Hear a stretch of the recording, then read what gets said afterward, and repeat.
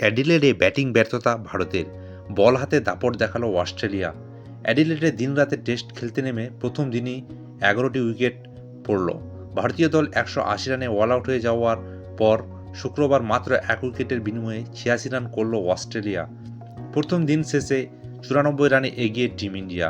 এদিন 180 রানের জবাবে ব্যাট করতে নেমে 13 রানে আউট হন ওসমান খোজা। জসপ্রীত বুমরার বলে রোহিত শর্মার হাতে ক্যাচ দেন অজি ওপেনার।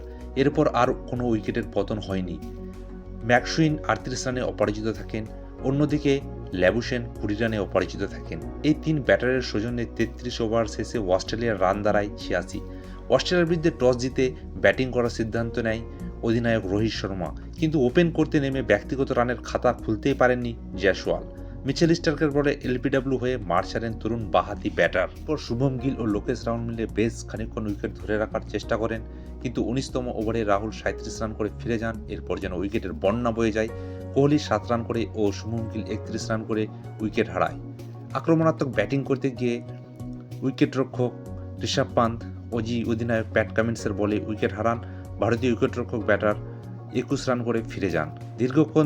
দীর্ঘদিন ধরে ওপেন করে এসেছেন রোহিত শর্মা, কিন্তু এবার স্থান পরিবর্তন করে 5 নম্বরে ব্যাটিং করতে আসেন, কিন্তু পিছনে নামলেও পুরো ছন্দে দেখা গেল না ভারতীয় অধিনায়ককে। মাত্র 3 রান করে ফিরে গেলেন ভারতীয় অধিনায়ক রোহিত শর্মা। শেষের দিকে নীতিশ কুমার রেড্ডি ও রবিচন্দ্রন অশ্বিন মিলে 64 রানের পার্টনারশিপ করেন। নীতিশ কুমার রেড্ডি 42 ও রবিচন্দ্রন অশ্বিন 22।